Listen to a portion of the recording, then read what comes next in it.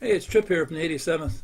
This video is about a utility program that has nothing to do with the BMS installation. It's called VoiceAttack, and it's used to make voice commands to do certain items in the cockpit. All those things that you have your HOTUS program to do, you can also do with voice commands.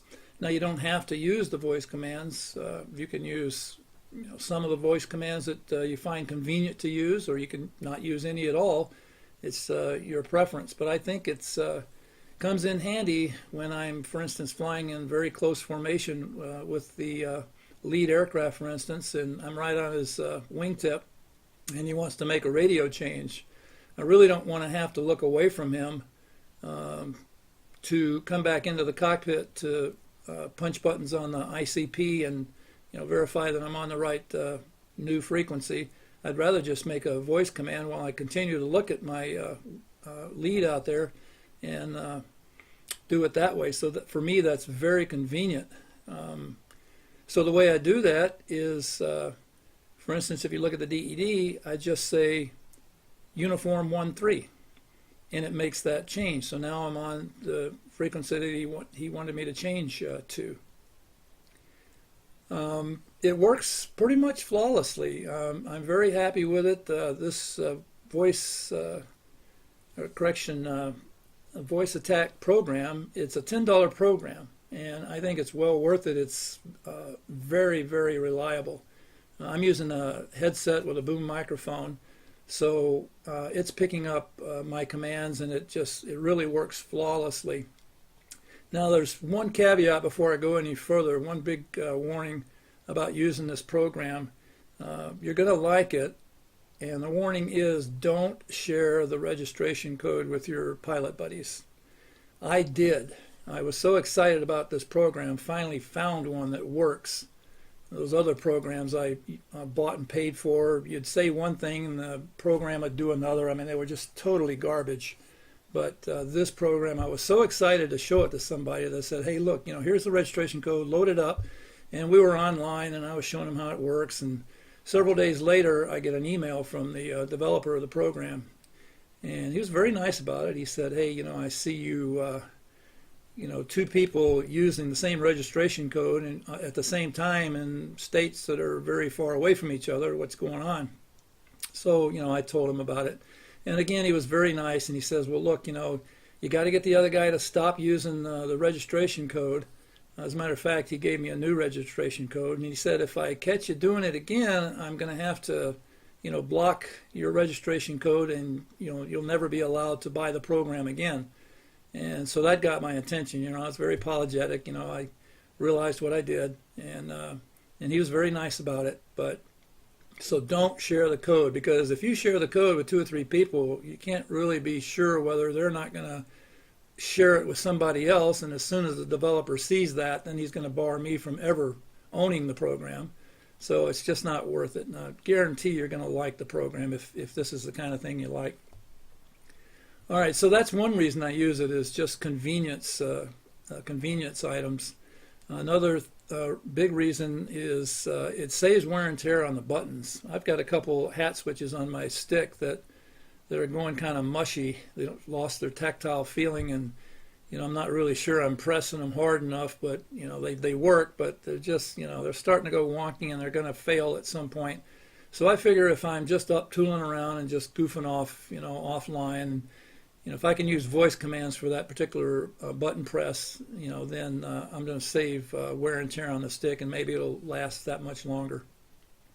But the main reason is that I use the program is for convenience, and it's just fun. And I don't find it any more unrealistic than, for instance, if you want to put on night vision goggles, you'd have to reach up on the keyboard and hit the N key.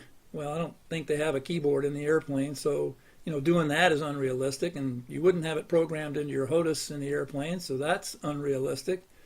So I don't see how it's any more unrealistic than what we already do. Now, some things that I do are obviously unrealistic, but then again, I'm doing them just for convenience sake. They save a lot of time.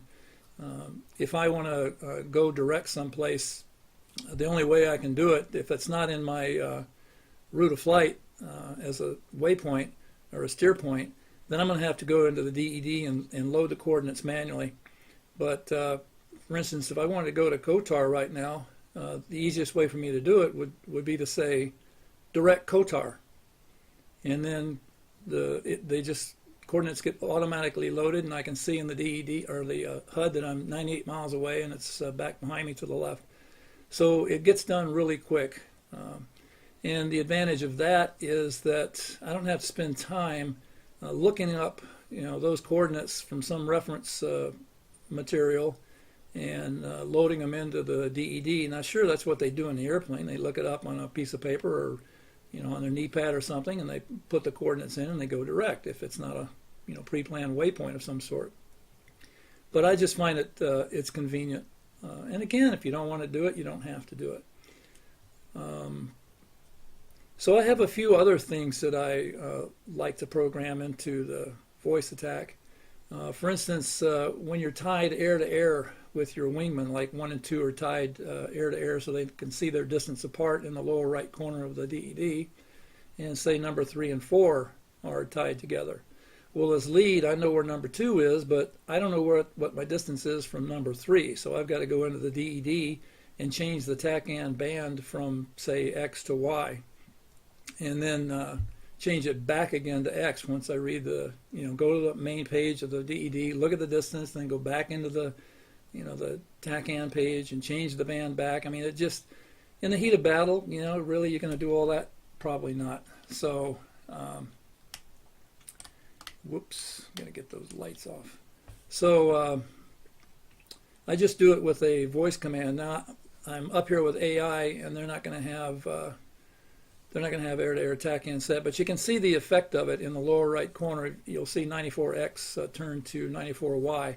And I've also further programmed into this command a couple second delay, so I can read the distance in the lower right corner, and then it automatically goes back to the main CNI page that you see there.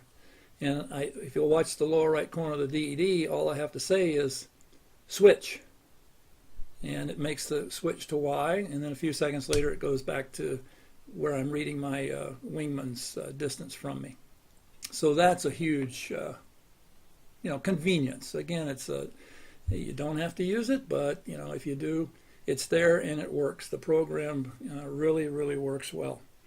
How about this? If I go into air-to-ground mode and I go to snow plow and I come up here and I find a target, I don't care what it is, but I get it locked up, and well, that one's too far. Okay, there we got a good one.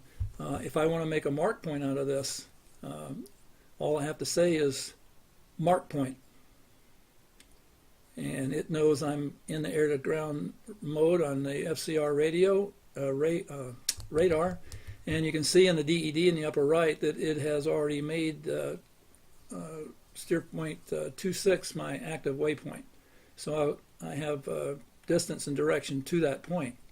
Now that's pretty cool. Now let's say I want to share it with a wingman. Let's say I want to share it with my number 3, only the number 3. I don't want to give it to everybody in the flight.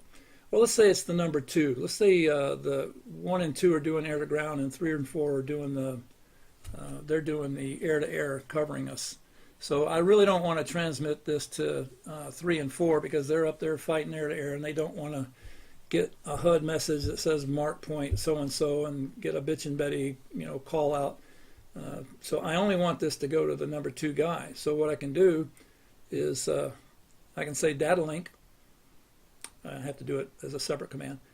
Data link, and it changes to the data link page, and then I say transmit, and it goes up there, and then I say 22, and it puts it in as 22, and then I can either say return or just hit a button on my stick. And so now when I make the command to send this, it's only going to go to the number 2 guy.